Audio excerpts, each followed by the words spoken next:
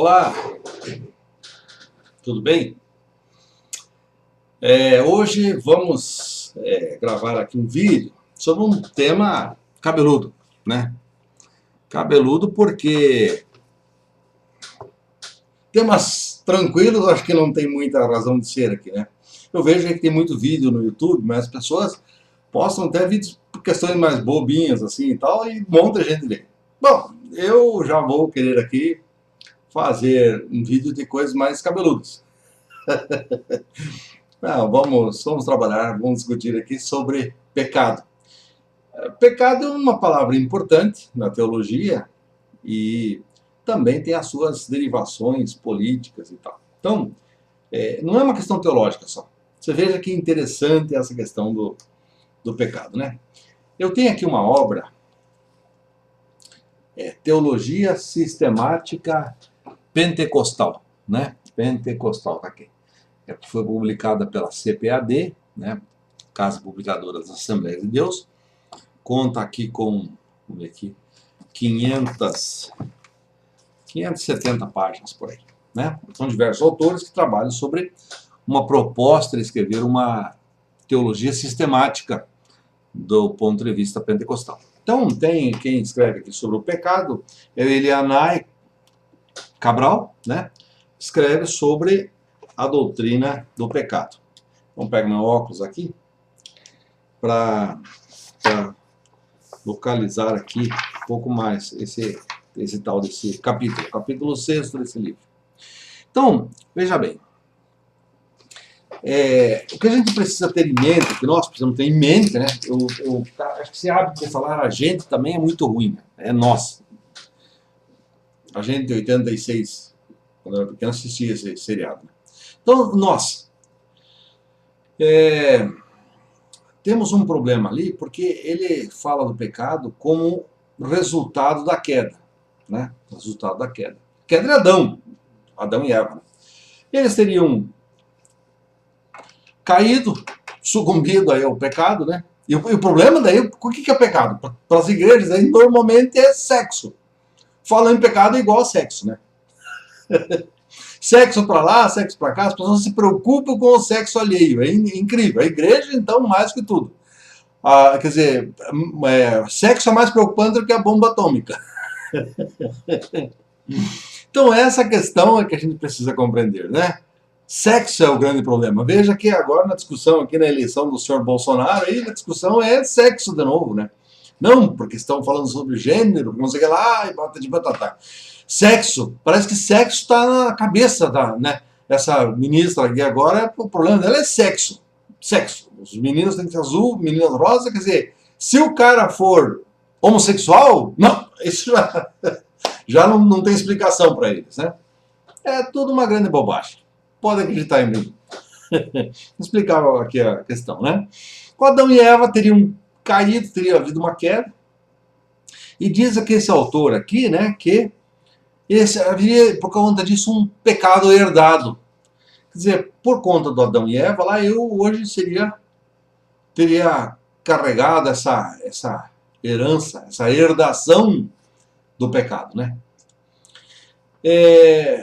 Aí seu pecado é uma espécie de hereditariedade, né? E aí ele vai chamar o seguinte, ele diz aqui, que aqueles teólogos que falam que Adão e Eva seria uma alegoria, seriam pseudo-teólogos, não seriam teólogos, seriam pseudos, estariam aí falsos teólogos.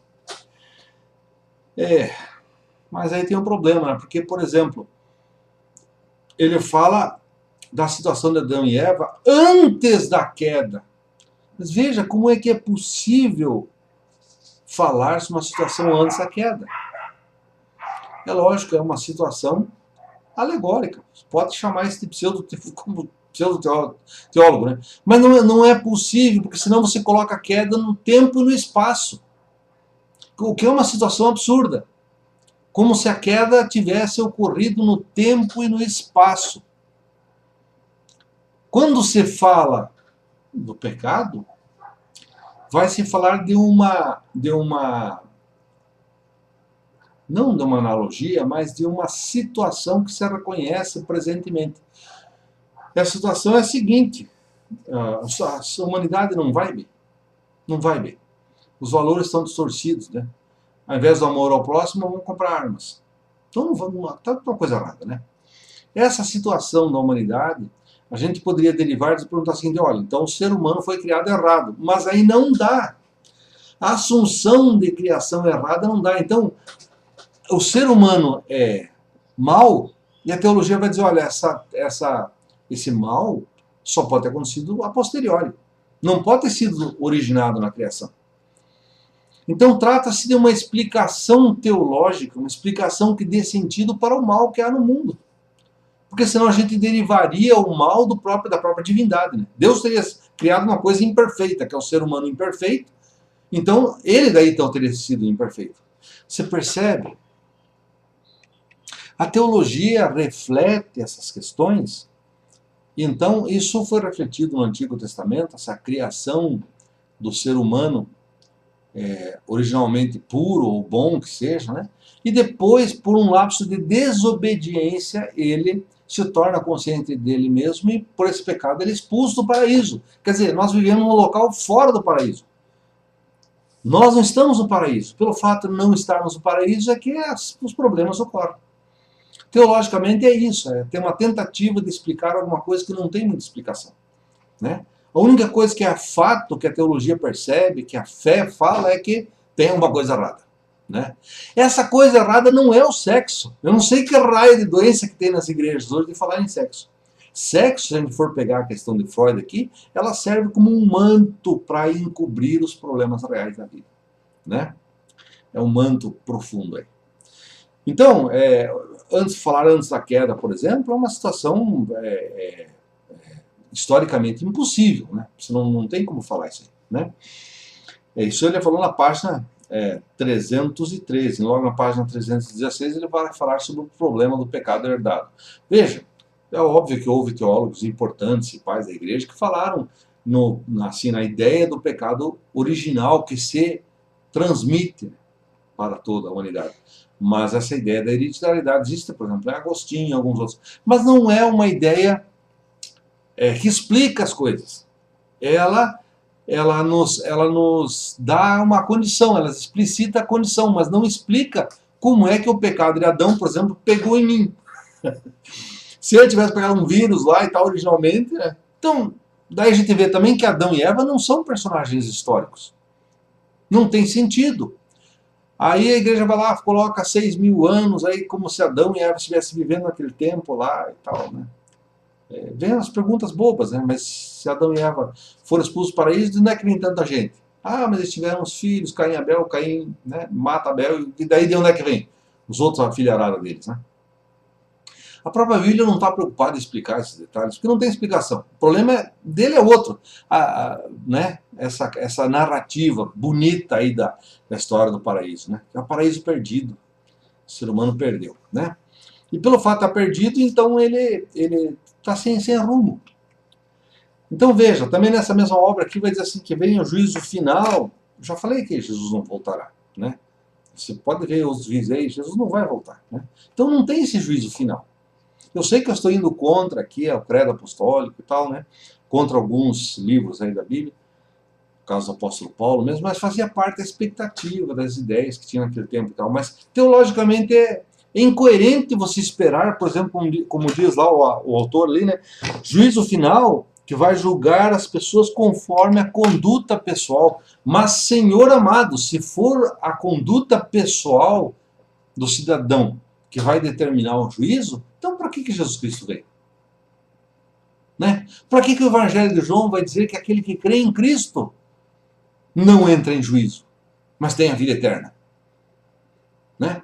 Então, eu devia tirar o livro de João. Aliás, alguns teólogos na formação do cânon do Novo Testamento não queriam saber do Evangelho de João, não. É diferente e tal, né?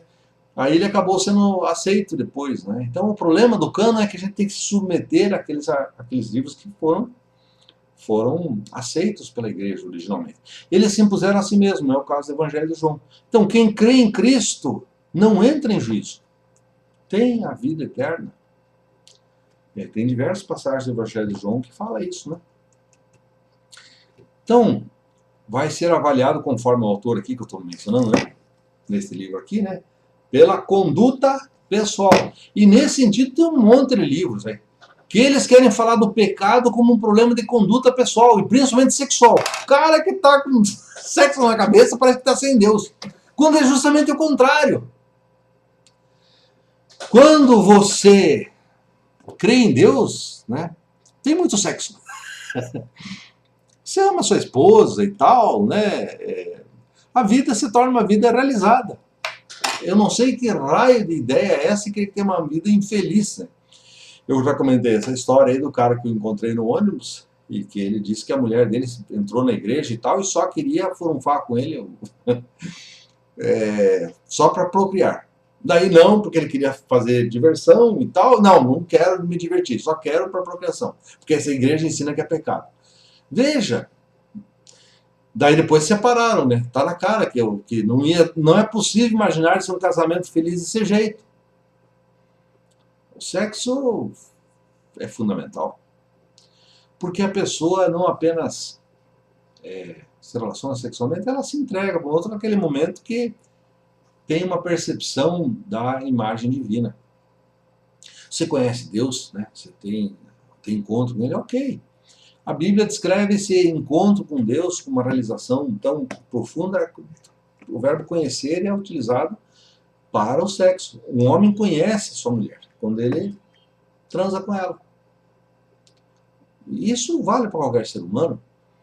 A mulher, mesmo para quem é homossexual, veja, eu acho que é um equívoco generalizado da igreja em querer tratar os homossexuais como se fossem... Veja, o cara fala assim, Deus criou Adão e Eva, e não Adão e Ivo. Mas que bobagem isso aí.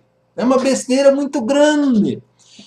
Porque veja bem, se o Adão gostou do Ivo, e eles se relacionam, se conhecem, da forma que eles podem, e a maior que eles se realizam, eles se conhecem e estão fazendo parte daquilo que Deus ordenou nesse mundo. Por acaso Deus também não é pai de quem é homossexual? Os homossexuais estariam exclusos da filiação divina? Né? Não, nós vamos curar, né? Mas a homossexualidade faz parte de cada um. Cada um. Eu vou gravar um outro vídeo aqui, porque o tema não era bem a homossexualidade. Acabou entrando aqui nas reflexões sobre sexo, porque a igreja só fala sobre sexo, né? Então eu vou gravar o vídeo 2 aí.